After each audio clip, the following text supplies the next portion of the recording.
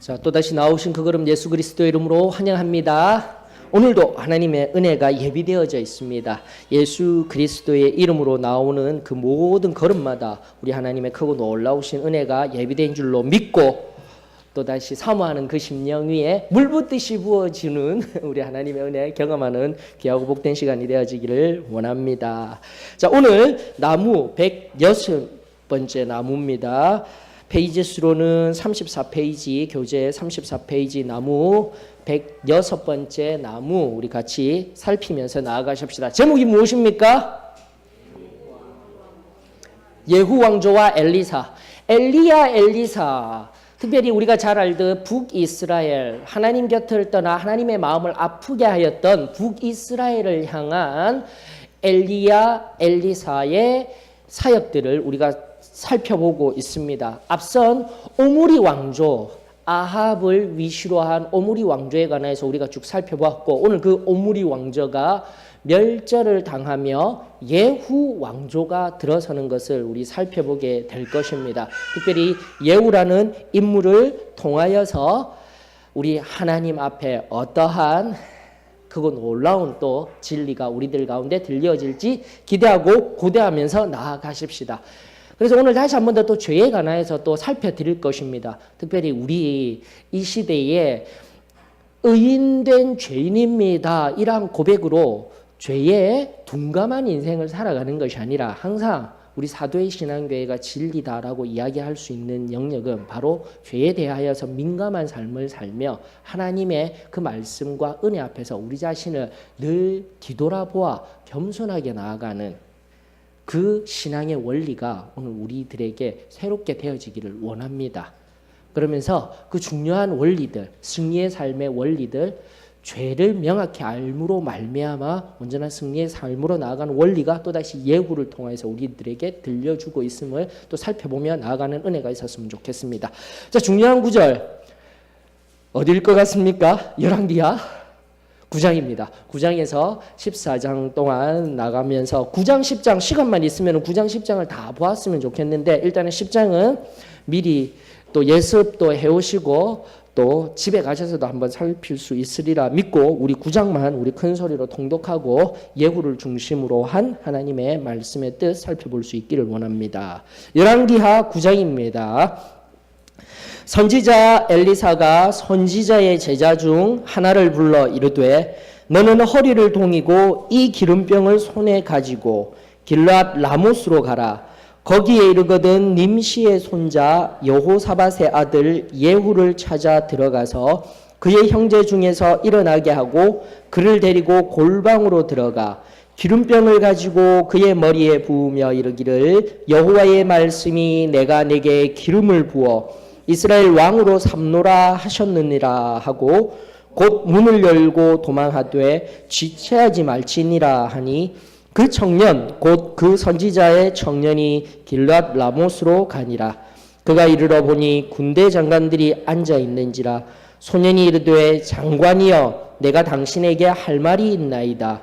예후가 이르되 우리 모든 사람 중에 누구에게 하려느냐 하니 이르되 장관이여 당신에게니이다 하는지라.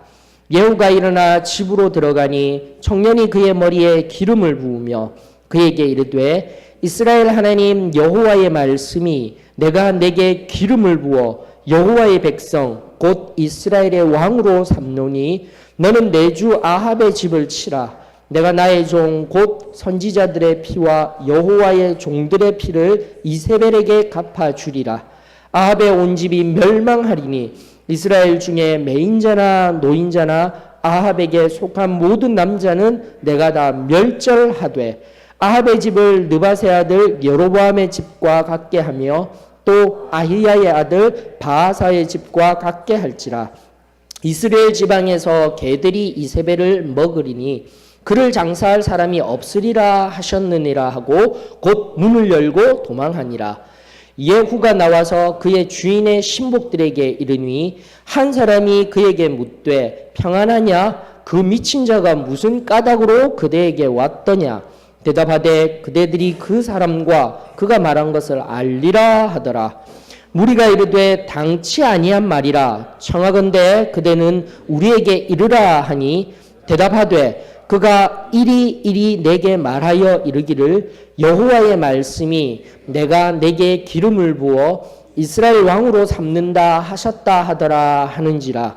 무리가 각각 자기의 옷을 급히 가져다가 섬돌 위 곧 예후의 밑에 깔고 나팔을 불며 이르되 예후는 왕이라 하니라. 이에 님시의 손자 여호사밧의 아들 예후가 요람을 배반하였으니 곧 요람이 온 이스라엘과 더불어 아람의 왕 하사엘과 맞서서 길랏 라못을 지키다가 아람의 왕 하사엘과 더불어 싸울 때에 아람 사람에게 부상한 것을 치료하려 하여 이스라엘로 돌아왔던 때라. 예후가 이르되 너희 뜻에 합당하거든 한 사람이라도 이 성에서 도망하여 이스라엘에 알리러 가지 못하게 하라 하니라. 예후가 병거를 타고 이스라엘로 가니 요람 왕이 거기에 누워 있었음이라. 유다의 왕 아하시아는 요람을 보러 내려왔더라. 이스라엘 망대에 파수꾼 하나가 서 있더니 예후의 무리가 오는 것을 보고 이르되 내가 한 무리를 보나이다 하니 요람이 이르되 한 사람을 말에 태워 보내어 맞이하여 평안하냐 묻게 하라 하는지라. 한 사람이 말을 타고 가서 만나 이르되 왕의 말씀이 평안하냐 하시더이다 하매 예후가 이르되 평안이 내게 상관이 있느냐 내 뒤로 물러나라 하니라. 파수꾼이 전하여 이르되 사자가 그들에게 갔으나 돌아오지 아니하나이다 하는지라. 다시 한 사람을 말에 태워 보내었더니 그들에게 가서 이르되 왕의 말씀이 평안하냐 하시더이다 하매 예후가 이르되 평안이 내게 상관이 있느냐 내 뒤를 따르라 하더라. 파수꾼이 또 전하여 이르되 그도 그들에게까지 갔으나 돌아오지 아니하고 그 병거 모는 것이 님시의 손자 예후가 모든 것 같이 미치게 모나이다 하니 요람이 이르되 메우라 하매 그의 병거를 메운지라. 이스라엘 왕 요람과 유다 왕 아하시아가 각각 그의 병거를 타고 가서 예후를 맞을세 이스라엘 사람 나봇의 토지에서 만나매 요람이 예후를 보고 이르되 예후야 평안하냐 하니 대답하되 내 어머니 이세벨의 음행과 술수가 이렇게 많으니 어찌 평안이 있으랴 하더라. 요람이 곧 손을 돌이켜 도망하며 아하시아에게 이르되 아하시아여 반역이로다 하니 예후가 힘을 다하여 활을 당겨 요람의 두 팔 사이를 쏘니 화살이 그의 염통을 꿰뚫고 나오매 그가 병거 가운데에 엎드러진지라. 예후가 그의 장관 빛깔에게 이르되 그 시체를 가져다가 이스라엘 사람 나봇의 밭에 던지라. 내가 기억하려니와 이전에 너와 내가 함께 타고 그의 아버지 아합을 쫓았을 때에 여호와께서 이같이 그의 일을 예언하셨느니라. 여호와께서 말씀하시기를 내가 어제 나봇의 피와 그의 아들들의 피를 분명히 보았노라. 여호와께서 또 말씀하시기를 이 토지에서 내게 갚으리라 하셨으니 그런즉 여호와의 말씀대로 그의 시체를 가져다가 이 밭에 던질지니라 하는지라. 유다 왕 아하시아가 이를 보고 정원의 정자 길로 도망하니 예후가 그 뒤를 쫓아가며 이르되 그도 병거 가운데서 죽이라 하며 이블람 가까운 구루 비탈에서 치니 그가 무기토까지 도망하여 거기서 죽은지라. 그의 신복들이 그를 병거에 싣고 예루살렘에 이르러 다윗 성에서 그들의 조상들과 함께 그의 묘실에 장사하니라. 아합의 아들 요람의 제11년에 아하시아가 유다 왕이 되었더라. 예후가 이스라엘에 오니 이세벨이 듣고 눈을 그리고 머리를 꾸미고 창에서 바라보다가 예후가 문에 들어오매 이르되 주인을 죽인 너 시므리여 평안하냐 하니 예후가 얼굴을 들어 창을 향하고 이르되 내 편이 될 자가 누구냐 하니 두어 메시가 예후를 내다보는지라. 이르되 그를 내려 던지라 하니 내려 던짐에 그의 피가 담과 말에게 튀더라. 예후가 그의 시체를 밟으니라. 예후가 들어가서 먹고 마시고 이르되 가서 이 저주받은 여자를 찾아 장사하라. 그는 왕의 딸이니라 하며 가서 장사하려 한즉 그 두 골과 발과 그의 손 외에는 찾지 못한지라. 돌아와서 전하니 예후가 이르되 이는 여호와께서 그 종 디셉 사람 엘리야를 통하여 말씀하신 바라. 이르시기를 이스라엘 토지에서 개들이 이세벨의 살을 먹을지라. 그 시체가 이스라엘 토지에서 거름같이 밭에 있으리니 이것이 이세벨이라고 가리켜 말하지 못하게 되리라 하셨느니라 하였더라. 쉽지가 않습니다. 자, 어떠셔요? 아, 하고 깨달은 것이나 이건 뭐지 하는 것이 있으면은 이야기해 주셔요. 나누어 주셔요.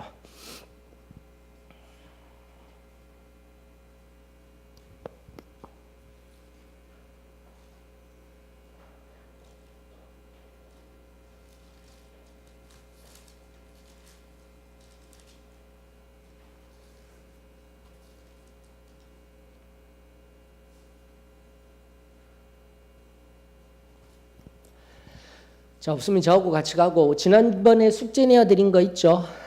다시 한 번 더. 오늘도 제가 열심히 특심인지라 지난주에도 막 열심히 다그쳤는데 그러면서 목요일 날 바로 회개했습니다.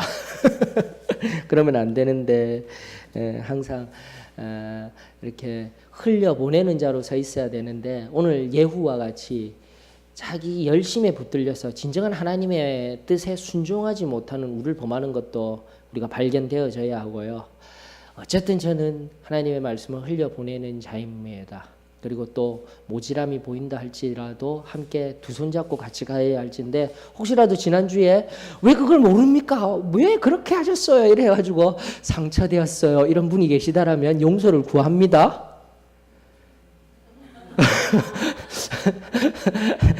무슨 소리지 너 이러시고 계시는 거 아니신가 모르겠네. 그럼에도 불구하고 이렇습니다. 저는 자 3장 27절 어떠셔요? 혹시라도 여러분들 혹시라도 또 마음에 또 그 말씀에 순종하여서 혹시 기도하면서 살펴보셨습니까? 3장 27절 예.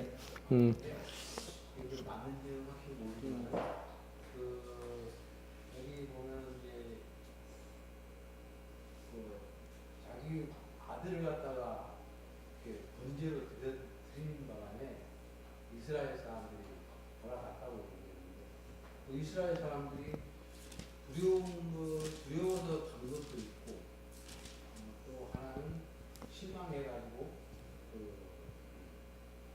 그러니까 하나님 여호와 하나님께서 가장 싫어하는 일을 했기 때문에 실망해서 돌아가는 두 가지로 실망해서 두려운 거는 뭐냐면 이제 만약에 이 왕이 승리를 했을 때에 승리를 쟁취했을 때에 자기들한테 그 보상을 받을 것 이런 거에 대한 두려움이 하나 있는 것 같아요. 실망하는 거는 여호와 하나님 가장 싫어하는 그러한 제사를 드리는 것 그런 것이 있습니다. 좋습니다. 또 다른 분은 어떠십니까? 혹시? 괜찮습니다. 이러면서 자꾸 살펴보고 우리 그 열왕기하 3장 27절 같은 경우는 굉장히 난회주의입니다. 그런데 난회주라고 우리가 말을 하기 이전에 성경을 읽다가 이거 왜 이렇지? 이렇게 하고 자꾸 멈추어서 봐야 된다라고 하였습니다. 그래서 끊임없이 성경의 가장 근본적인 묵상법도 마찬가지지만 해석의 방법, 관찰이 중요한 거예요. 그냥 하나님의 말씀을 우리가 그냥 시간도 없는 데가 아니라 우리 평생에 섬겨야 할 그분의 숨결, 그분의 말씀 앞에 우리가 올바른 해석과 적용을 하기 위해서라도 정말 관찰이 중요한 부분이에요. 그러다 보면은 열왕기하 3장 27절 같은 경우는 고개를 갸우뚱하실 수 있는 자리에까지 나아가면 은혜가 있는 겁니다. 자, 이것은 다르다라기보다는 여호와께서 이스라엘에게 크게 이 경노함이 임하였다라는 것은 앞서도 말씀드렸다시피 이 27절에 바로 그 왕이 아들을 자신의 신에게 드림으로 말미암아 그 신이 이긴 것과 같이 느껴질 수 있는, 충분히 그럴 수 있는 구절이라고 이야기하였는데, 그것보다도 바로 이 모압과의 전쟁, 여러분들 모압이 원래는 누구였어요?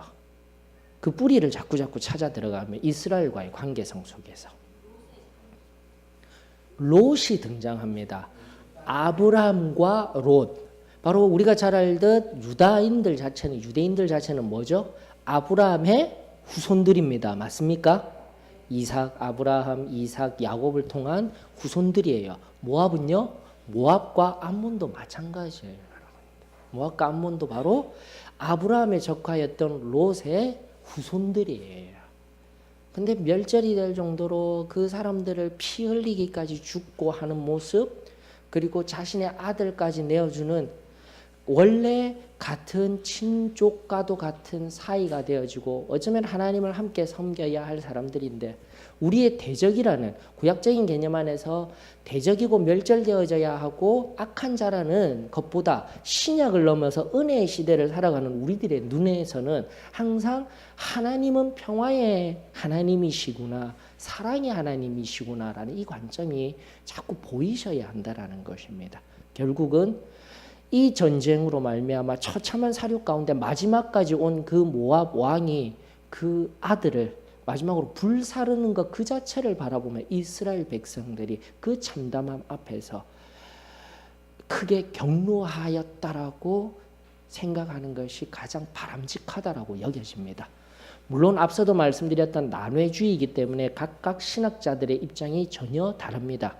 그러나 부족한 종을 통해서 바라보는, 여러분들이 바라보고 또 기도하면서 바라보는 것들은, 성경을 첫 번째로 이해하고 해석하기 위해서는 한 절 한 절을 세밀하게 살피는 것도 중요하지만은 멀찌감치 떨어져서 성경이 말하고자 하는 전체의 의미가 무엇인지를 먼저 아는 것이 중요하다라고 하였습니다. 그런 차원이라면 구약 속에서만 하나님을 바라보는 것이 아니라, 다시 한번 신약을 넘어 은혜의 시대를 살아가고 있는 우리들에게 하나님은 평화의 하나님이십니다, 사랑의 하나님이십니다 라는 것을 안다라면은, 또 나아가 모압이 그 뿌리 자체가 원래는 이 이스라엘과 함께하는 사람이었다라면 그들을 용서하고 사랑해 줄 수 있는 마음이 있어야 되는데, 그 왕이 마지막에 쥐가 완전히 궁지에 몰린 거예요.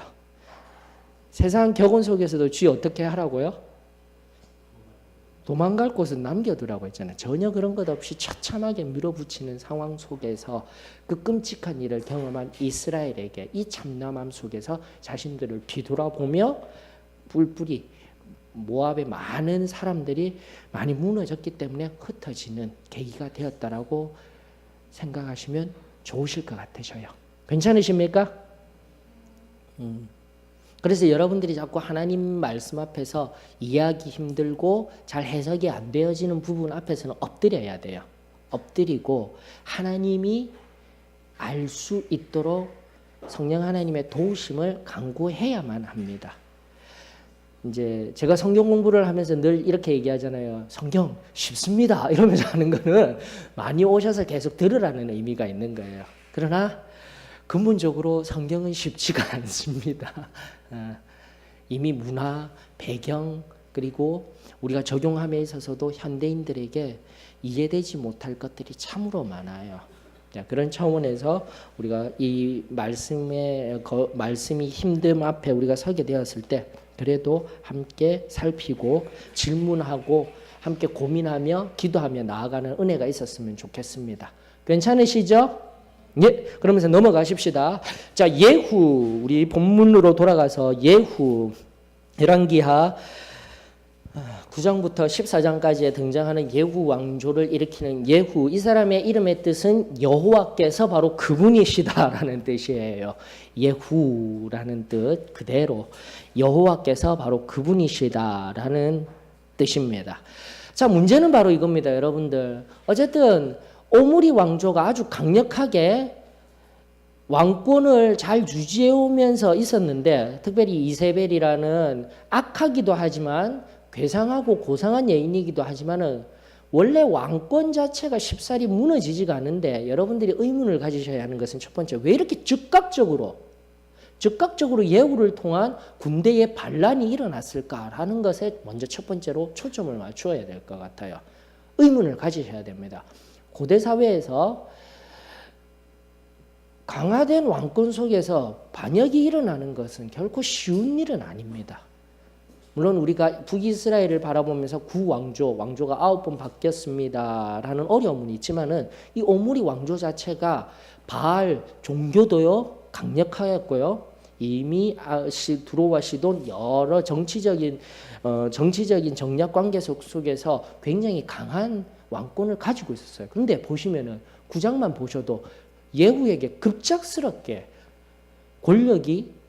군대 권력이 넘어가는 것을 바라보면서 고개를 한 번쯤은 갸우뚱하실 수 있으셔야 한다는 거죠. 그 이유가 무엇일까요, 여러분들? 하나님의 심판. 아주 단순한 믿음에 의한 고백 맞습니다. 그 원인도 있어요. 이젠 때가 된 거예요. 여러분들 우리가 성경을 바라보면서요, 특별히 때가 참에, 때가 이름에 이런 용어들이 굉장히 많이 나옵니다. 이 말의 의미는 뭐냐면은 그 때가 이름에 때가 참에라는 그때는 누가 그때를 인도하고 계신 거죠? 반드시 이것은 가장 기본적인 믿음이 필요해요. 그러므로 아주 좋은 것입니다.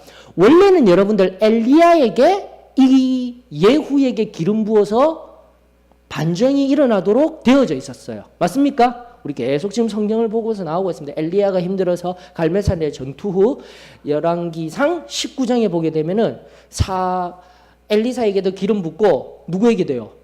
예후에게도 기름 부라고. 원래 엘리야의 사역이었어요. 그런데 엘리야는 죽고 이 사역을 완수하지 못하고 누가 지금 하고 있는 거예요? 엘리사가. 그리고 엘리사 자신도 못하고 누구에게요? 한 선지자의 생도에게. 왜 빨리 가서 빨리 기름 붓고 빨리 말하고 빨리 도망쳐야 돼? 큰일 날 일 아니에요. 지금 왕이 버젓이 살아있는데 여러분들 이런 관점들이 자꾸 배경 안에서 보이셔야 돼요. 좋습니다. 첫 번째 좋아요. 아주 단순한 하나님의 때가 찼기 때문에 바로 그 엘리사의 때에 물이 익었어요. 근데 왜 이런 때가 있도록 되어져 있을까요, 여러분들? 하나 중요한 끊임없이 리더자, 특별히 왕이 넘어지고 죄를 범하고 할 때에 꼭 문제가 되는 게 뭐였습니까, 여러분들? 계속해서 우리 지금 성경 공부하면서 리더자가 항상 죄를 범하게 되고 문제가 되어졌을 때 왕이 뭘 하고 있을 때요?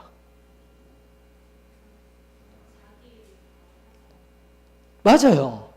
다윗 왕만 보셔도 마찬가지입니다. 아합 얘기도 이미 분명히 해드렸어요. 아합 속에서도 발견한 겁니다. 다윗이 사무엘하 11장에 보면 밧세바를 범하고 우리아를 죽이기까지 가는 그 끔찍한 범죄를 이루기 위한 첫 번째 단계가 뭐였어요? 왕들이 출정할 시기에 출정도 하지 아니하고 저녁에 자야 될 시기에 하고 일어났다라고 했어요. 첫 번째 아주 중요한 이유, 왕이든 리더자든 게으름의 영역에 들어가면 반드시 문제가 생긴다라는 겁니다. 이 본문도 우리들에게 그것을 알려주고 있는 거예요. 왜 무슨 말이냐면은 모압과의 전투 속에서 왕이 누굽니까? 이 이스라엘의 왕 지금 요람이죠. 요람, 북이스라엘의 요람. 관계를 잠깐 알려볼게요. 요람 옆에 있는 유대의 왕도 와 있습니다. 아하시아. 조카입니다. 왜 조카? 이미 알려드렸어요. 여호사밧이라는 그 하나님의 사람, 선한 왕이 하나 잘못한 거. 아합과 이세벨과 같이 무슨 관계가 되었죠? 사돈지간이 되었다는 거. 그 끔찍한 일이 벌어지면서 이제 잠시 후면은 11장에 우리가 살펴보면 아달랴의 그 끔찍한 일이 진행되어지게 됩니다. 자, 보십시다. 그러므로 지금 현재 북이스라엘 왕 요람은 아합의 아들입니다. 아합의 아들.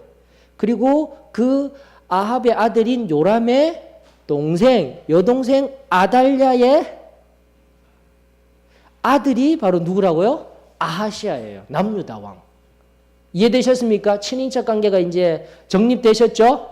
요람이 외삼촌이에요. 지금 남유다 아하시아 왕의 외삼촌이에요. 그래서 가까이에 있는 거예요.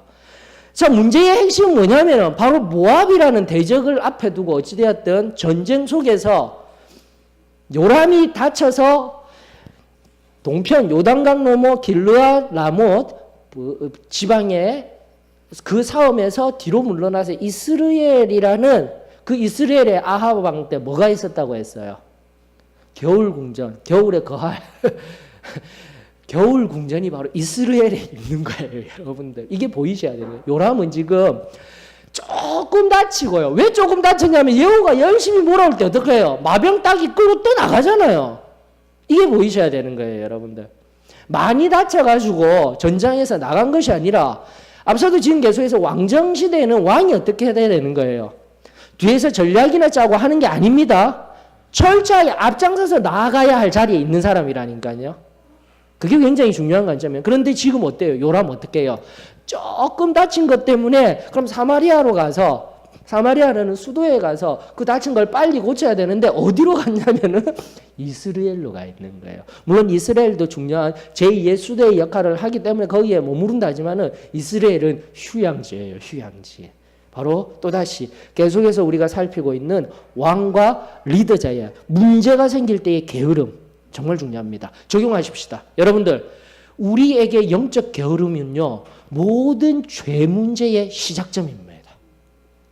아멘이십니까? 이거 굉장히 중요한 관점입니다.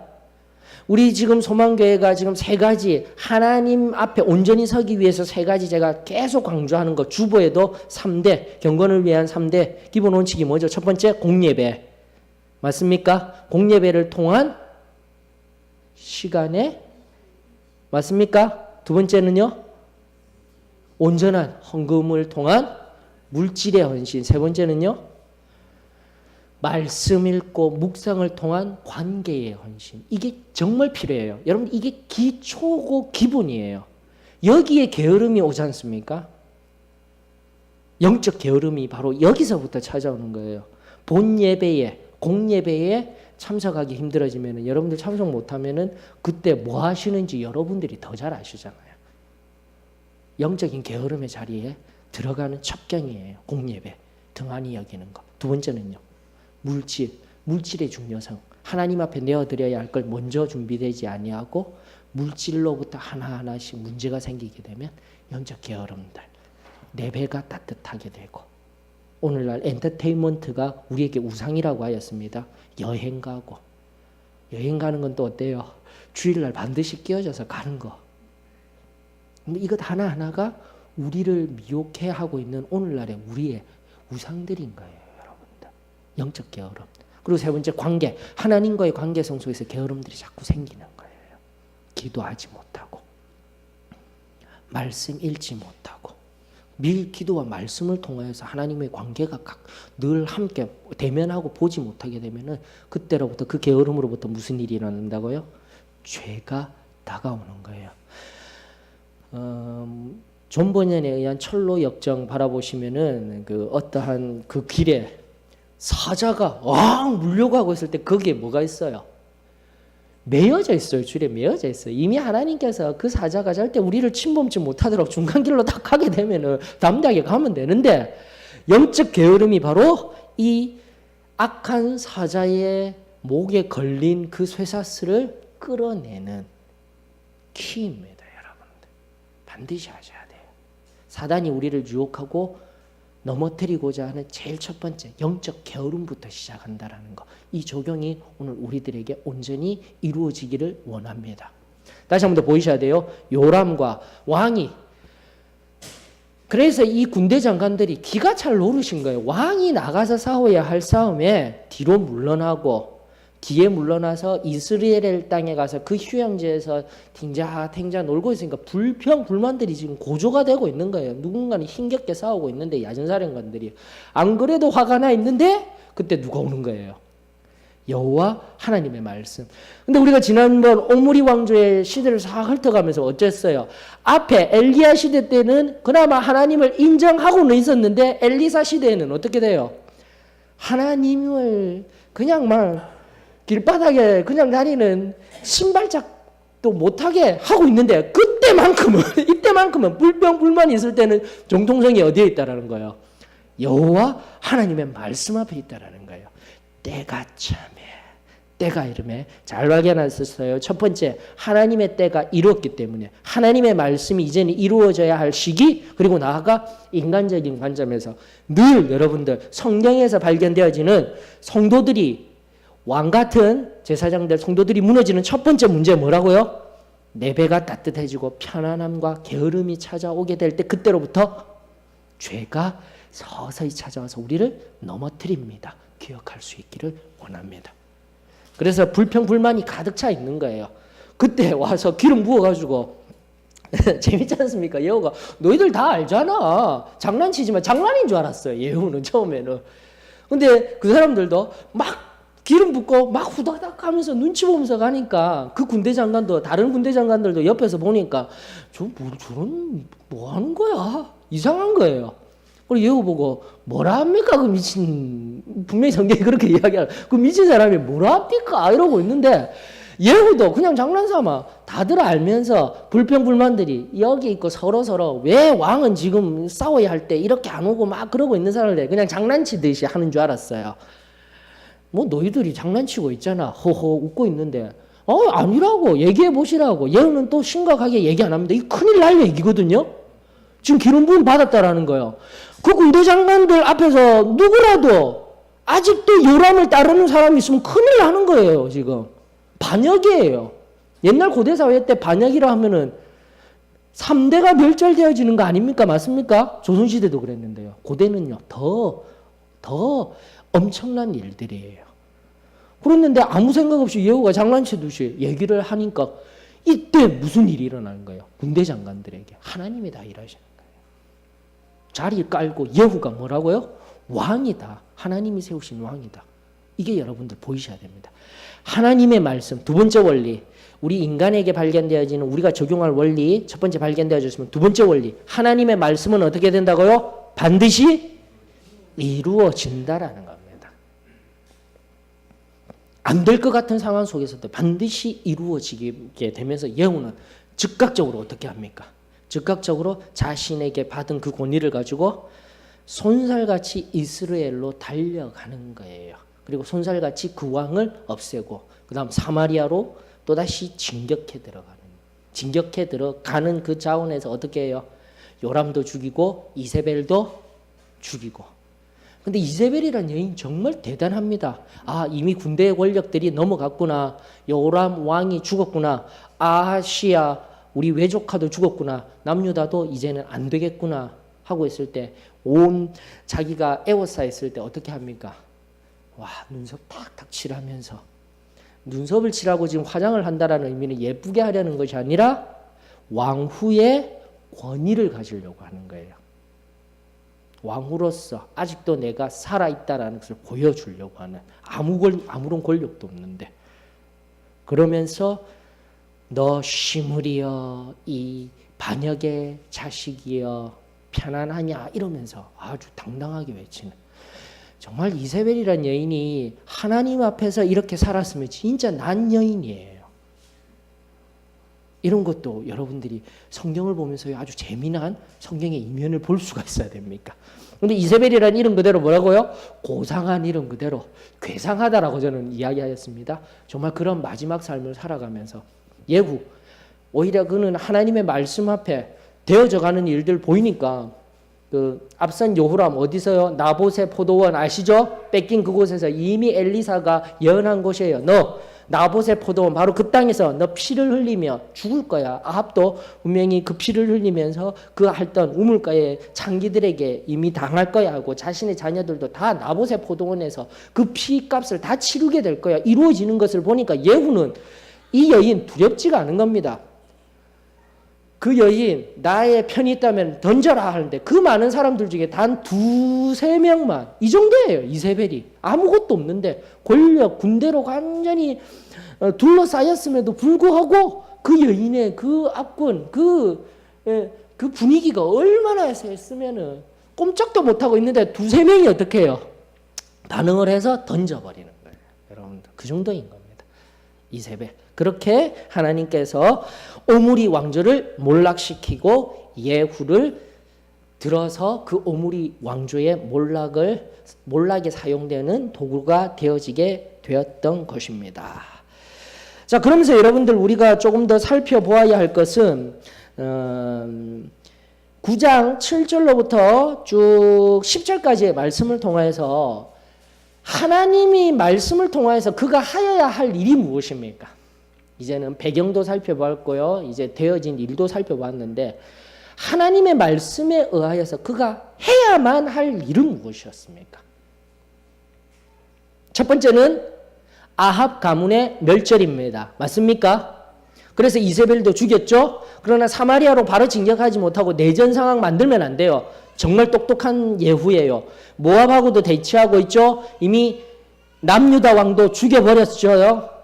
이제 지금 막 그 국경에서 무슨 일이 일어날 줄 모르는데 사마리아로 진격해버리는 것은 어리석어요. 근데 어떻게 이야기를 합니까? 사마리아의 각 귀족들에게 흩어져 있는 70명의 이 요람의 아들들 어떻게 합니까?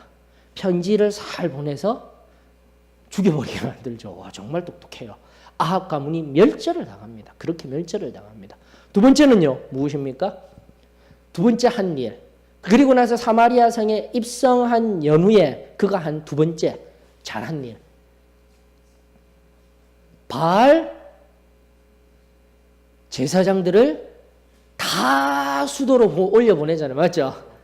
예. 다마가 나는 앞선 오므리 왕조 아합 왕들보다 더 이세벨보다 더 바알을 섬길 거야 이러니까 혹시나 그 바알 선지자들 왕이 지금 정변이 일어났다라는데 우리 어떻게 되는 거 아니야 이러고 있는데 완전히 이제 그 앞전보다 더 잘 섬길 테니까 바알 선지자들 다 올라오세요 하니까 온 지방에 다 흩어져 있던 바알 선지자들이 어때요? 다 올라오는 거예요. 다.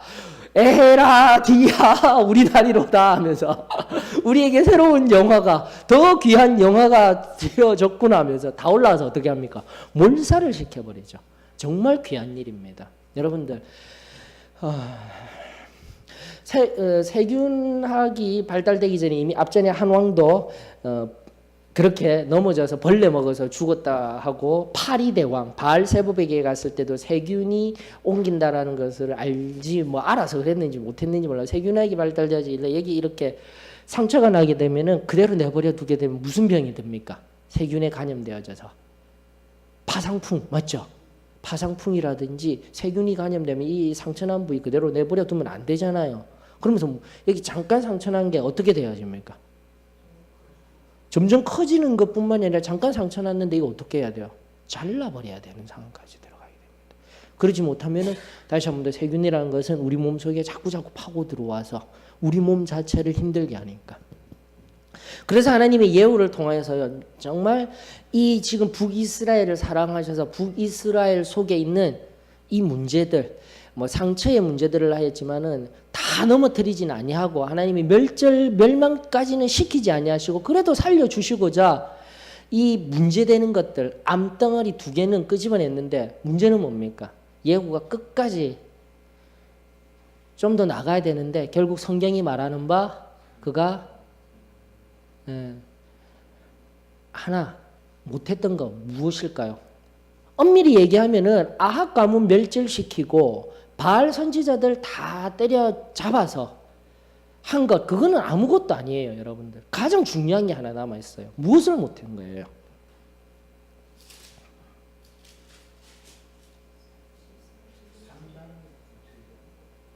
십장에 보면은 바알 선지자 그거 하였는데 무엇을 못하였다라고 성경은 말하고 있습니까? 예, 맞죠. 그리고 29절 10장 29절 보셔요. 볼까요? 다 같이 시작. 이스라엘에게 범죄하게 한 곧 베델과 단에 있는 금송아지를 섬기는 죄에서 이게 핵심입니다. 여러분들 이제 죄의 본질이 등장하는 거예요. 제가 이제 제일 처음에 시작하면서 우리 이 관점에서 바라볼 것입니다 했는데 아합 가문도 멸절시키고 바알 숭배하던 제사장들도 다 없애버렸는데 문제는 뭐예요? 여러분들이 암 수술을 했어요. 여기 이제 상처를 다 하고 했어요.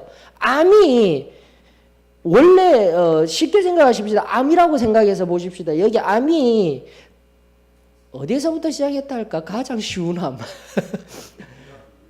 위함이 가장 쉽습니까? 잘라버리면 됩니까? 예. 그냥 쉽다 생각하고 그럼 위에서 시작된 그 암에 의해서 옆에 어디에서 생겼냐면 간에도 전이되었다고 생각하십시다. 그리고 옆에 또 어디에요? 12지장에서. 그래 간에 전이된 거 빼고 12지장에 전이된 것도 다 뺐어요. 근데 이쯤 됐으니까 이제 또 덮자 이러면서 덮은 거예요. 그럼 무슨 일이 일어나는 거예요? 또. 그 원래부터 가지고 있던 위암에서 시작되었던 최초의 그 근원지를 해결을 못한 거예요. 여러분 이게 죄의 본질입니다. 무슨 말씀을 하시려는지 이제 여러분들이 아실 거예요. 하나님께서 원하셨던 것은 어쨌든 여로보암의 길에서 이 이스라엘, 그 이스라엘도 하나님이 사랑하는 귀한 하나님의 백성이었거든요. 멸절되기 이전에 우리가 잘 알듯 이미 잘 알듯 아수르에 의해서 멸절되기 전에 하나님께서 다시 한 번 더 이 예후를 통해서 바르게 완전히 바르게 해결하도록 했는데 딱 두 가지만 해결해버리고 가장 중요한 바로 성경이 명확하게 이야기하고 있지 않습니까? 이스라엘에게 범죄케 한 원인. 왜? 베델과 단과 베델, 그 북이스라엘의 최남단 베델과 최북단 단에 금송아지 세우는 거 그걸 없애지 못했던 거예요. 우상을 숭배하도록 그 원인을 계속 내버려 두었기 때문에 예후는 결국 실패한 거예요. 이 관점이 굉장히 중요합니다, 여러분들.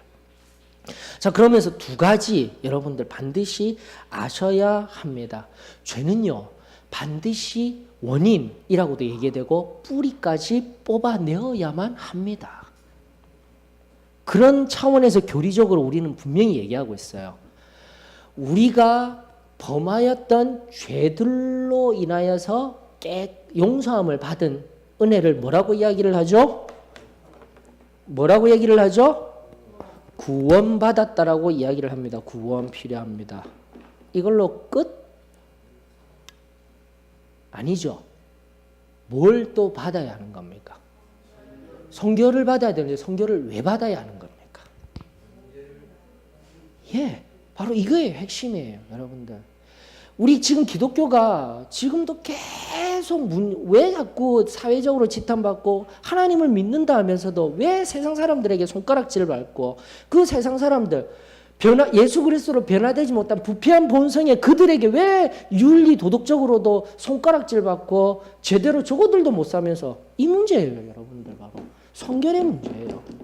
이거 깊이 고민해야 됩니다. 우리 하나님이 완전 가르쳐 주셨어요. 사도의 신앙교회만 구원 성결 얘기하는 거 아닙니다. 성결교회도 완전 성화, 이미 조한 웨슬리나 감리교도들도 알고 있는 사실, 그리고 성결교회라는 우리 여기 있는 성결교단들도 다 알고 있는 사실이에요. 구원, 바로 자범죄들로부터 용서함 받는 거. 성결은요, 바로 원래부터 우리 안에 생리적인 죄, 쓴뿌리라고 되어져 있는 그 원죄를 완전히 깨끗함을 덧입는 거. 성결, 이거 가르치고 있다니까요. 근데 그게 점점 식어져 가는 거예요. 이 성결이 식어져 가고. 구원만 받고 구원을 못 받았다라는 것 아닙니다. 다 받았어요. 근데 뭐가 지금 있는 거예요? 이 성결함이 흐리멍텅해지면서 원죄가 끊임없이 우리 안에 도사리고 있는 거예요. 우리 안에서 뿌리가 완전히 뽑히지 못하였으니까. 그럼 뿌리가 뽑히지 못한 건 또 어떻게 돼요? 순이 나죠. 또 자라죠. 또 자라죠. 구원을 받았는데 오래된 신앙생활 속에서 구원받고 나는 하나님의 자녀라고 여겼는데 내 삶은 변화된 게 없어요. 세상과 같아요.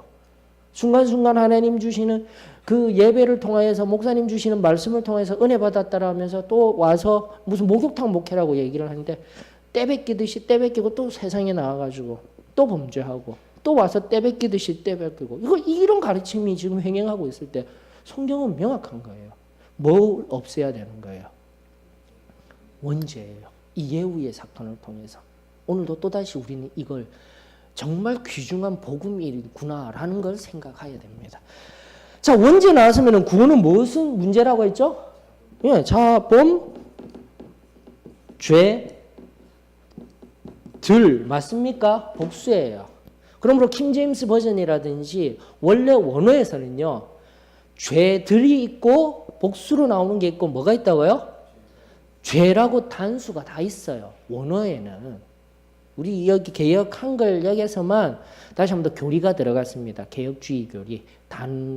단회성에 의한 구원론에 의한 구원만 받으면은 원죄 얘기를 안 하는 게 아닙니다. 구원만 받으면 원죄하고 자범죄들이 다 해결함 받았다라고 얘기하는데 아니다라는 거죠. 반드시 자범죄들의 문제가 해결되어져 있는 되면은 은혜의 두 번째 뚜렷한 역사인 이 성결을 통해서 원죄도 반드시 뿌리 뽑아야 됩니다. 정말 중요해요. 그리고 그렇게 뿌리 뽑은 우리들에게 항상 마귀가 던지는 씨앗이 뭐라고 했어요? 자범죄가 아니라니까요. 이거라니까요. 이 원죄가 뭐예요? 아담이 하나님의 말씀을 어게인스트 한 거잖아요. 선악과 따먹은 게 아니라니까요. 우리 속에 항상 죄를 짓게 하는 상태적인 문제로 끊임없이 고민하게 하는 게 이 원죄라니까요. 하나님의 뜻을 끊임없이 따르지 못하게 하는 그 무언가가 내 속에 있는 그 무언가가 정립되어지셨습니까? 그러니까 구원 성결함 받고 마귀가 끊임없이 우리에게 하는 거예요. 훔쳐가라, 거짓말해라. 이게 아니라니까요. 내가 행하는 행위의 문제가 아니에요. 뭐가 문제예요? 다시 한 번 더. 원죄의 문제. 그리고 우리 안에 내면의 상태의 문제. 그리고 과거의 교회사에서 되제약하면 뭐예요? 교만, 허영, 우리 속에 있는 이 원죄로부터 하나님을 끊임없이 대항하고자 하는 우리 속에서 일어나는 문제. 그러므로 정리합니다. 죄는요. 상태 플러스 뭡니까? 행위예요. 이렇게 반드시 정립하셔야 됩니다. 행위는 뭐였어요? 우리가 범하였던 자범죄들, 구원받고 과거의 죄들은 다 해결 안 받았으니 이 행위 앞으로 우리가 행하는 죄들 어떻게 해야 됩니까? 계속 지으면 안 되겠죠. 근데 원리적으로 보세요. 이미 앞전에 은혜들 내가 받은 구원받은 은혜의 시점에서 자범죄들의 문제 다 해결 안 받았으니까 이제 뿌리 뽑아야 될 게 뭐예요? 상태적인 내 안에 원죄의 뿌리를 완전히 뿌리 뽑혀야지 구원과 성결을 통한 완전한 은혜의 자리에 들어가는 거예요. 제가 영적인 상태적인 의미, 바로 이 이중의 의미 반드시 받아야 영혼의 상태적으로 온전히 구원받았다라고 할 수 있습니다. 계속 끊임없이 이야기한 이유가 여기 있는 거예요. 죄로부터 자유함을 누릴 수 있는 상태. 그래서 사도의 신앙교회 뿐만이 아니라 성결교단, 웨슬레가 말했던 완전성화를 이야기했던 완전성화가 반드시 있어야 되는 거예요. 여러분들. 그로 인하여서 원죄의 문제들까지 완전히 해결함 받아야 돼요. 개혁주의에서는 원죄도 포함된 겁니다. 구원의 의미. 잘못되었다라는 건 아니에요. 그러나 그 원죄의 의미까지도 원죄까지도 포함된 죄를 모두 구원을 통해서 받았다는데 문제는 오늘날의 구원이 어떤 상태냐는 거예요. 체험적인 구원입니까? 정말 다시 한 번 더 인격적으로 만난 구원? 그거는 정말 지금 올바른 교회들이나 가르치지 대부분 저는 사형리 원리는 인정하되 영접하고 구원받았다라는 하나님의 자녀가 되는 원리는 절대 인정할 수가 없는 거예요. 믿습니다 라고 해서 구원받습니까? 큰일 나는 거예요. 오늘날에 정말 하나님 앞에 나는 천국 갈 수 있다라고 하지만 절대 안 되는 거예요. 절대 안 되는 거예요. 최소한 개혁주의 원리 속에서 그 구원을 통하여서 원죄까지도 다 받았다. 그 원리가 있다라면 원래 청교도인들이 그랬어요. 단일론이 잘못된 게 아니에요. 단회성에 의해서 구원을 받은 사람이 아니라 청교도인들, 누차 얘기하지만 개혁주의의 원래 개혁 신앙을 가진 청교도인들의 삶은요. 바로 내 신앙 고백을 통하여서 인격적으로 만난 그 하나님을 만난 그 하나님의 백성은 삶도 그 고백과 함께 일치한다라는 게 청교도주의자들이에요. 그래서 제가 누차 얘기하는 신학적으로 구원론이라든지 이런 문제들은 백지장 한 장 차이라고요. 그러나 우리는 그 문제에서 좀 더 나아가 뭐가요? 원죄까지도 해결하여 주시는 하나님의 두 번째 은혜가 있습니다라는 것. 지금도 항상 이 자범죄들의 문제로 끝나는 게 아니라 오늘날의 문제는 무엇 때문에 그렇습니까? 다시 한 번 더 성결인 거예요. 원죄가 해결 안 받지 못하기 때문에 문제가 있는 거예요. 그 원죄에서 끊임없이 하나님을 대항하는 것들을 통해서 그 다음 행위가 끊임없이 일어나는 거예요. 상태. 이게 바로 죄라는 것을 여러분들이 아셔야 되는 겁니다. 자, 그러면서 상태가 뭐라고 했죠? 첫 번째, 원죄라고 했습니다. 맞습니까? 원죄예요. 이게 해결함 받아야 돼요. 반드시 해결함 받아야 돼요. 그렇지 않으면 구원받았다라고. 우리가 말하는 그 구원도 마찬가지고요. 그러면 조금 있으면 내 안에 부족한 게 있다라는 거 발견되어져. 끊임없이 내 안에서 자꾸 하나님이 싫어하시는 것들을 행하고자 하는 거. 이 원죄의 문제인 겁니다. 이 모든 게 지금 희미해져 있는 상태이기 때문에 기독교인들이 지금 지탄받고 있는 거예요. 원죄 반드시 해결은 받아야 됩니다. 우리는 이것을 믿습니다. 그럼 행위의 문제, 뭐가 문제가 되는 거예요? 이 상태가 원죄 안에서 끊임없이 하나님을 싫어하는 것들이 있으니까 이게 해결이 안 되니까 뭘로 가는 거예요? 행위로 가는 거예요. 내 말이 분이 일어나고 화가 일어나고 말이 함부로 나오고 행동이 마음대로 되어지고 실제적인 형법적 죄를 범하게 되는 거예요. 이걸 바로 알고 있으셔야 돼요. 죄가 뭔지. 그러면서 내가 끊임없이 얘기하죠. 행위. 여러분들, 그러므로 의인된 죄인이기 때문에 항상 얘기하는 그 죄인의, 의인된 죄인이 범하는 죄의 기준들은 항상 여기에 있어요. 개혁신앙 안에서. 그래서 자꾸 죄를 민감하게 만들지 못하는 게 있습니다라고 제가 누차 얘기합니다. 아니다라는 관점이 아니라 신학적으로. 우리는 명확하잖아요. 제가 이거 행위할 수 있는 세 가지 죄 뭐라고 했습니까? 세 가지. 첫 번째 뭐요? 또 가르쳐 드려요. 또 자꾸 흘려보내니까 첫 번째 세 가지만 알면 된다고 했잖아요. 이 행위의 죄와 관련된 거. 첫 번째 고범죄. 시편 19편 13절 맞습니까? 밑죄딤. 제가 명확하게 알려드렸지 않습니까? 고의로 범한 죄. 고의로 범한 죄 이래놓으니까 또 단수로 처리됐다 보니까 단수만 생각하는데 아니라고 했잖아요. 밑죄딤은 이인, 이게 히브리어 복수이잖아요. 뻔뻔스럽게 알면서도 계속 반복하여 짓는 죄들이에요. 알면서도 고의로 범하는 죄들이라는 거예요. 알면서도. 이거는 지금 잘못된 거예요. 구원하고 상관없는 거예요. 이걸 지금 알면서도 이러고 있다라면은 하나님 앞에 다시 가야 돼요. 원죄가 아직 해결 안 받지 아니하기 때문에 가능한 거예요. 맞습니까? 이걸 빨리빨리 원리적으로 알아야 돼요. 두 번째는 뭡니까? 무지에 의한 죄. 무지죄라고 할까요? 맞습니까? 내가 죄인지 모르는 거예요. 그래서 시편 19편 12절이 다윗이 그렇게 고백한 거예요. 그러므로 이 고범죄와 무지죄를 명확히 알기 위해서는 시편 19편 12절 13절을 정말 중요하게 여겨야 된다고 했지 않습니까? 우리 한번 찾아볼까요? 시편 19편 12, 13절. 자, 13절부터 먼저 보십시다. 13절. 또 이미 12절은 다른 얘기를 하고 있었던 거예요. 같이 치부하면 안 돼요. 12절은 조금 이따 다루고요. 무지죄를 다루는 거니까. 13절입니다. 시편 19편 13절. 또 주의 정에게 고의로 죄를 짓지 말게 하사 그 죄가 나를 주장하지 못하게 하소서. 그리하면 내가 정직하여 큰 죄가에서 벗어나겠나이다. 즉 이 고범죄가 나를 주장하지 못하도록, 또 다른 말로 예전에 가인이 아벨을 쳐 죽였을 때 하나님이 뭐라고 하셨어요? 너 왜 지금 화내고 아파하고 신음하고 있니? 맞죠? 이 원죄의 문제 해결되었습니까? 안 되었습니까? 가인의 마음 상태 맞죠? 부글부글하고 있죠? 하나님한테 따지지. 옆에 내 거 안 받아주고 동생 거 받아준다고 동생한테 지금 화가 나 있는 거예요. 이 상태 봐. 다 성결의 문제예요. 미워하고 이런 문제들. 미움이 있던 게 실현되는 게 뭐예요? 결국은. 그러니까 이 개혁개정역에서 이번에는 어떻게 좀 그 번역을 했는지 모르겠지만 그냥 들판에 있을 때가 아니라 들로 불러내온 거예요. 히브리 원어는요. 고의적인 계획적인 살인을 사주한 겁니다. 들로 불러내어서 돌로 쳐 죽여버리는 거예요. 살인으로 들어가는 거예요, 여러분들. 굉장히 무서운 경우입니다. 그때 하나님이 개입하셨잖아요. 원죄가 해결되지 않으면 그에게 뭐라고 하고 있어요? 그 죄를 다스리라고 했잖아요. 그 다스리지 못하면 안 돼. 성결의 자리로 나아가라는 하나님의 말씀의 명령이셨습니다. 이 성결이 얼마나 지금 곳곳마다 하나님의 말씀 속에 녹아 있었는지 우리는 반드시 말씀 속에서 우리가 가진 이 신앙의 원리들을 끄집어 올려내야 되잖아요. 그러면서 고의로 범하는 죄 19편 13절에서 그거 어떻게 해달라고요? 이 죄가 나를 주장하지 못하도록 다스릴 수 있도록 주장하여서 내가 그냥 이 원죄에 의하여서 아무렇게나 행하지 못하도록 해주십시오. 맞습니까? 고범죄 보이셨죠? 고의로 범하는 절대 뻔뻔스럽게 계속 짓는 죄들입니다. 계속해서 제가 반복해서 알려드려요. 두 번째, 무지죄가 바로 12절에 나오고 있잖아요. 뭐라고 용어로 나오고 있습니까? 12절 다 같이 읽어보십시다. 시작.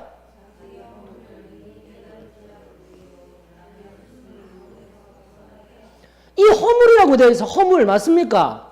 허물 히브리어 샤가라고 되어 있습니다. 샤가의 동사 원형의 뜻은 길을 잃다예요. 그리고 실수하답니다. 여러분들 알고 실수합니까? 아니죠. 모르고 하는 거예요. 그래서 숨은 허물에서 나를 알게 해달라고 고백하고 있는 거예요. 이걸 해결해달라는 게 아니에요. 하나님의 말씀은 명확하게 우리들에게 알려주고 있어요. 무지에 의한 죄, 무지에 의한 죄. 내가 무지해서 범하고 있는 죄들이 있다니까요. 그런데 내가 무지하다라는 것은 이것이 죄인지를 지금 모르고 있는 거예요. 그러므로 알게 해달라는 이 시인의 고백과 같이 우리는 끊임없이 내가 행여라도 다른 사람에게 잘못된, 내가 모름으로 말미암아 함부로 말하고 아무렇게나 행하고 있던 거 알게 해달라고 해야 되죠. 그걸 내버려 두면 안 되는 거예요. 그래서 성경의 곳곳의 말씀들, 잠언서에 특별히 이 무지에 관한 이야기들이 나오고 있습니다. 특별히 이 잠언서가 이 용어를 가장 많이 사용하는데 그 무지, 죄가 아니다 할 수 없는 상황인 거예요. 알아야 돼요. 그래서 무지에 의한 죄 누가 알려주셔요? 이번에도 말씀드렸죠?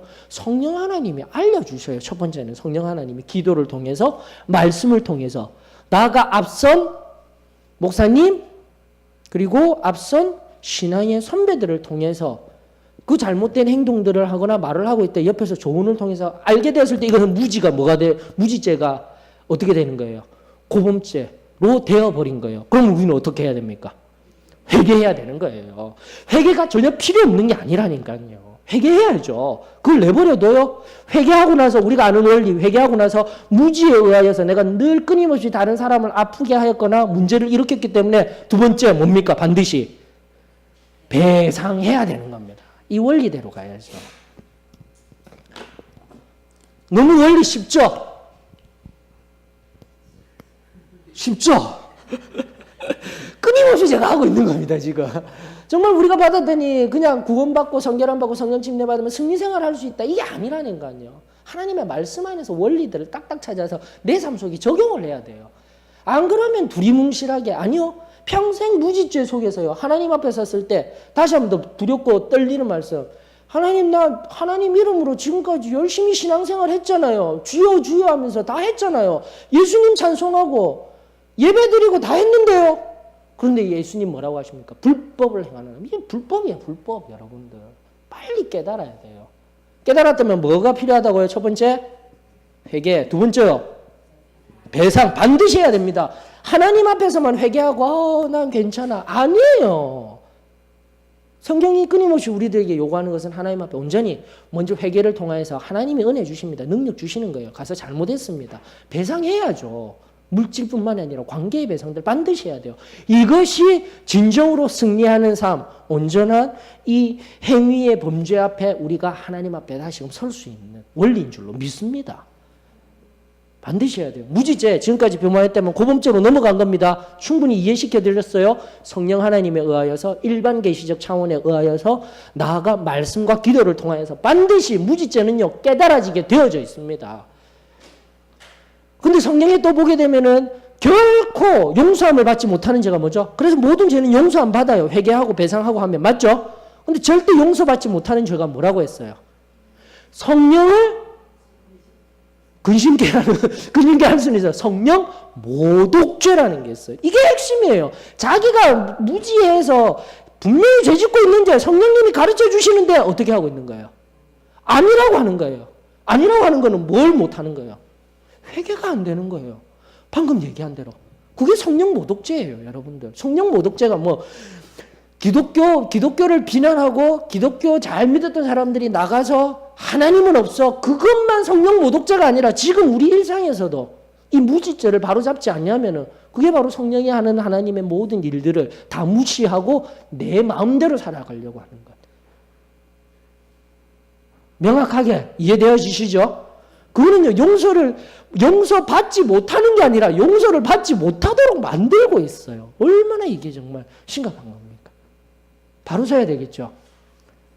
고범죄, 무지죄 분명히 알려드렸습니다. 그리고 세 번째 뭡니까? 선을. 이 세 개만 아시면 된다니까요. 다른 거 뭐 고민하실 필요 없어요. 야고보서 4장 17절 누가 큰 소리로 찾아서 읽어봐 주셔요. 그래서 시편 19편 13절, 시편 19편 12절, 야고보서 4장 17절 죄와 관련된 이건 반드시 외워버리세요. 야고보서 4장 17절 뭐라고 이야기하고 있습니까?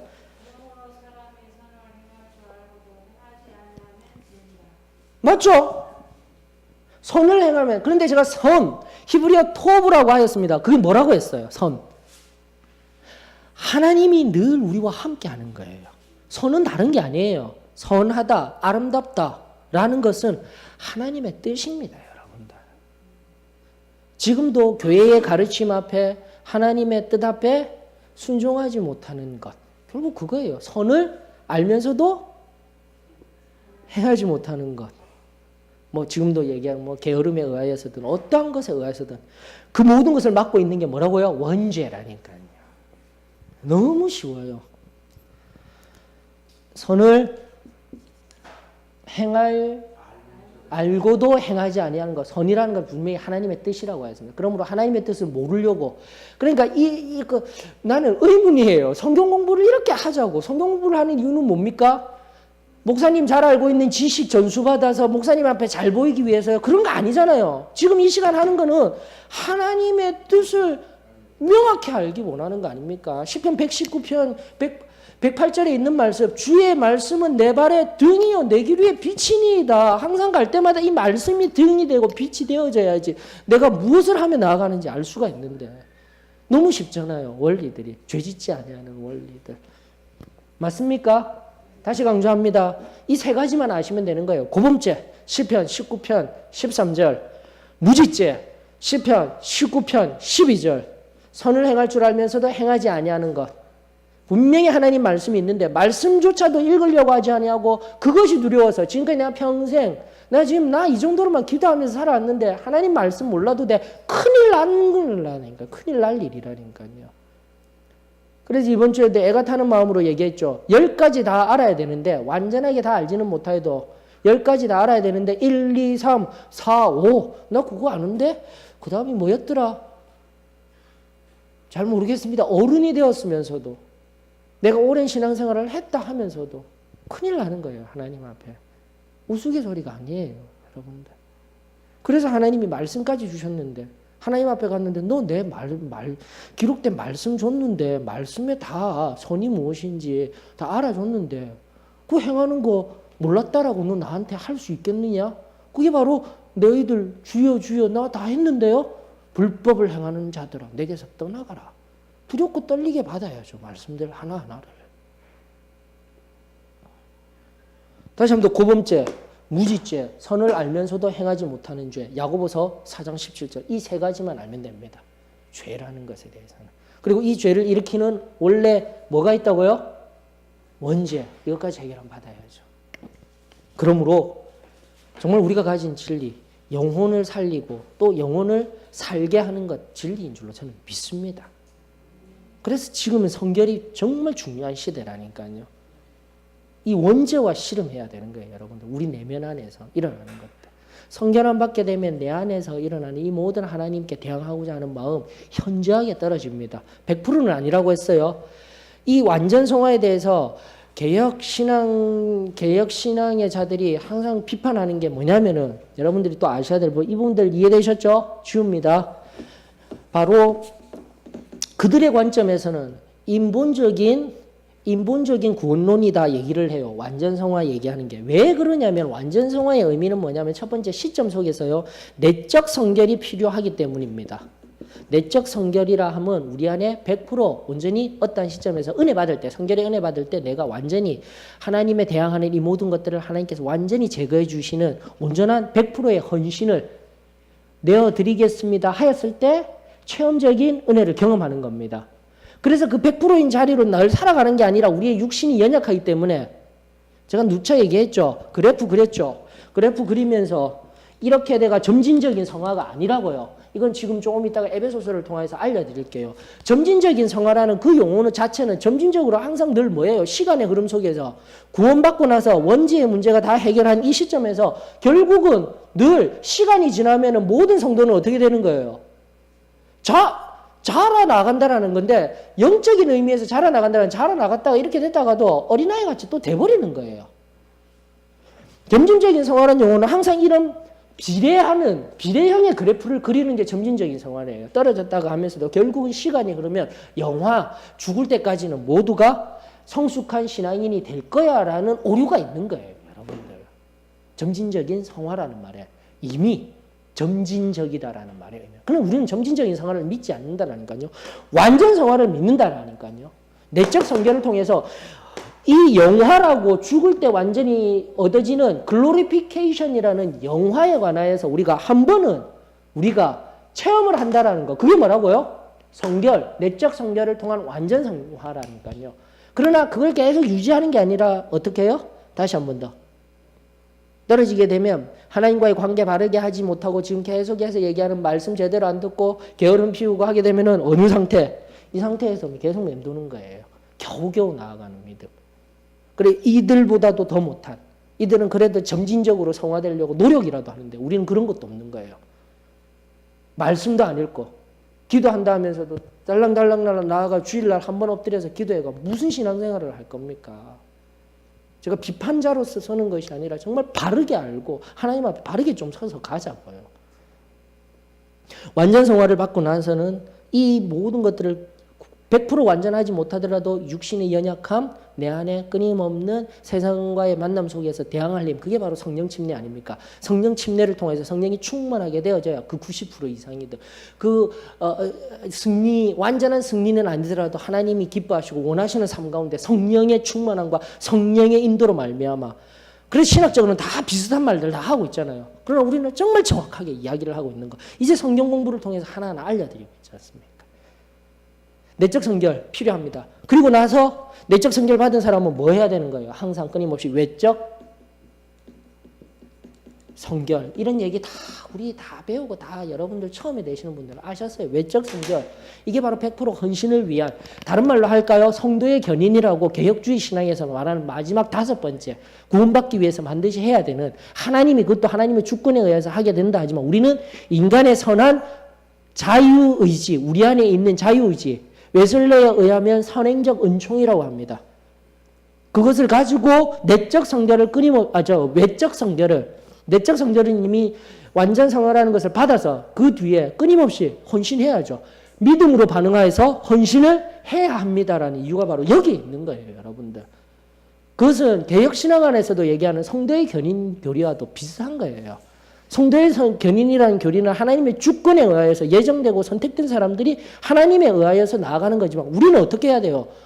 싸워야 되는 거예요.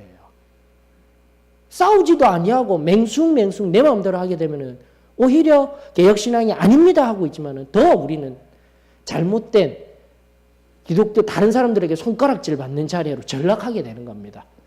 결론이 무엇입니까? 내적 성결을 이룬 사람은 외적 성결을 위해서 끊임없이 헌신하며 하나님 앞에 나아가려는 노력을 해야 되는 거예요. 신인 협력설, 회개, 이 모든 것들이 구원론에 있어서 필요한 인간의 최소한의 반응이다라는 겁니다. 우리 그렇게 살아가기를 원합니다. 그래서 우리 교회만큼은 제발 작은 교회, 이제라도 제발 작은, 이거 아니다 싶으면 하나님이 아니다 싶으면 하지 말자고요. 하나님이 기뻐하시는 일만 하자고요. 개인적인 외적 성결을 위해서 우리가 몸부림을 쳐야 합니다. 근신하라 깨어라, 저건 누차 얘기들이잖아요. 교회도 그렇게 해야만 합니다. 그래야 그곳에 무엇이 임하는 거예요? 성령님이 충만하게 임하는 거예요. 은혜가 없고 성령이 임하지 못한다? 누구의 잘못이다? 아니에요. 바로 다시 한 번 더 외적 성결을 위한 우리의 노력이 제일 처음으로 우리 다시 돌아갈까? 우리 게을러 있어서 그래요. 하나님 앞에 기도하지 못하고 말씀 가운데 서지 못하고 그분과의 관계, 그리고 공예배, 그리고 물질의 영역에 있어서도 다 내어주고, 수요일날 오신 여러분들은 다 잘하고 있는 줄 아십니다. 괜시리 저한테. 근데 자꾸 이런 부분들을 이제는 명확하게 알았으면 좋겠습니다. 명확해지셨죠? 예, 반드시 죄에 민감하십시오.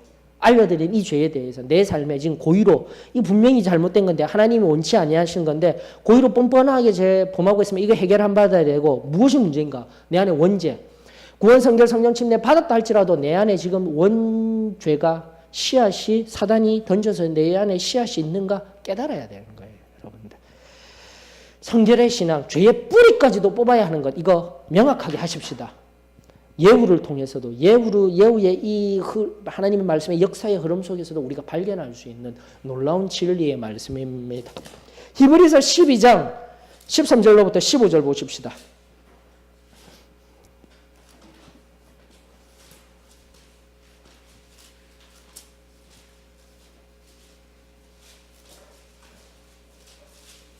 성결에 관한 또다시 중요한 말씀입니다. 우리가 또 반드시 알고 있어야 될 말씀. 히브리서 12장 13절로 15절. 다 같이 읽습니다. 시작.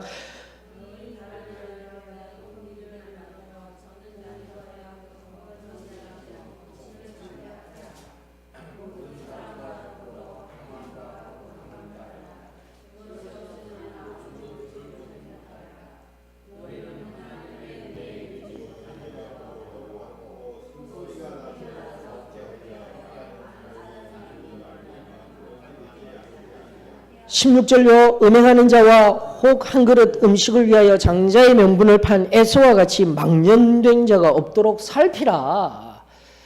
의식적 성결을 위해서 우리는 끊임없이 노력해야 됩니다. 이 음행이라는 것이 성적인 음란함만을 의미하는 것이 아니라 우상을 섬기는 것, 종교적인 음행을 의미하고 있죠. 장자의 명분을 판 하나님 앞에 자녀가 됨을 등한시한 이 모든 것들 성경은 우리에게 말하고 있습니다. 히브리서 12장 14절에서 16절입니다. 죄송합니다. 제가 잘못 표기해서 가져왔네요. 14절에서 16절 말씀 다시 한 번 더 화평함과 거룩함으로 살아가야 할 의식적 성결의 노력이 우리들에게 필요합니다. 반드시 살펴야 돼요. 우리 자신을 뒤돌아보면서 나아가야만 하다라는 것이죠. 자, 이렇게 되었을 때 여러분들 내적 성결은 다시 한 번 더 알려드립니다. 내적 성결은 완전 성화, 곧 성결을 의미합니다. 맞습니까? 그리고 외적 성결, 가장 기본적인 거. 앞서도 뭐 이런저런 얘기했지만은 말씀과 기도예요, 여러분들. 반드시 이거 없으면 안 되는 거예요. 기도만 해서 아니에요. 말씀. 지금도 왜 해야 됩니까? 선을 행할 줄 알면서도 행하지 못하는 죄 때문에 이 원리들, 이 죄의 원리들만 명확히 알게 되면 우리가 왜 구원받고 왜 성결함을 받아야 되는지, 또 성결함을 받게 되면 자연적으로 성령의 충만을 위해서라도 성령 침례를 받아야 되는 거예요. 그 성령 충만함을 받게 되었을 때 세상과의 관계성 속에서 내 안의 문제는 성결을 통해서 해결되어지고 나오는데 끊임없이 부패되어진 세상과의 관계성 속에서 아파하고 신음하는 것, 거기에서 놀라운 능력으로 이기게 하는 힘, 성령 침례, 구원, 성결, 성령 침례, 이 은혜로 말미암아 세상 가운데 승리하는 삶이 복음입니다. 진리입니다. 라는 교리적인 선포가 바로 여기에서 나오는 것입니다. 믿으십니까? 다시 한 번 더 이 믿음 가운데 우리가 온전히 순결한 신부된 교회로서 나아가기를 원합니다. 그러면서 여러분들 앞서도 말씀드린 점진적인 성화가 아닙니다. 자라남의 원리에 있어야 돼요. 그 원리 에베소서 4장 13절 16절 한번 보십시다. 이제 삶으로의 실제적인 삶의 원리들 에베소서 4장 13절 16절.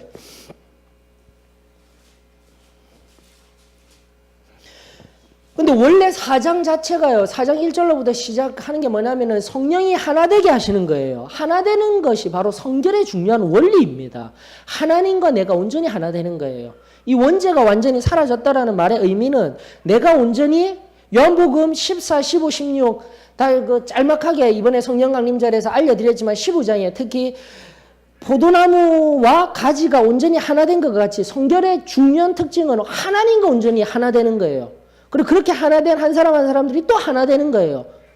교회는 절대 분열이 될 수가 없어요. 성결함을 가진 자들이 분열론자, 분파론자 절대 되지 않습니다. 성결에 문제가 있는 거예요. 너는 잘못되어졌어. 나는 아볼로파, 나는 바울파, 심지어 예수 그리스도파라고 하는 것조차 자기 교만에 근거한 확신이에요. 정말 잘못된 거예요.